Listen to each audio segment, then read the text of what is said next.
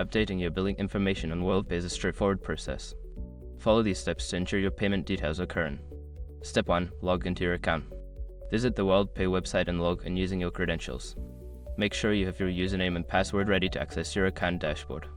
Step 2. Navigate to billing information. Once logged in, look for the account settings or billing information section in the main menu. Click on it to access your current billing details. Step 3. Edit your billing details.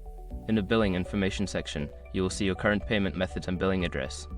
Click on the Edit button next to the information you wish to update. Step 4. Enter new information. Input your new billing details, such as credit card number, expiration date, and billing address. Double check for accuracy to avoid any issues with future transactions. Step 5. Save changes. Before filing a refund or dispute, use the /com link in the description to open the refund dispute deadline calculator and confirm your deadline. By following these steps, you can easily keep your billing information current on Worldpay. Regular updates help prevent any disruptions in service and ensure smooth transactions.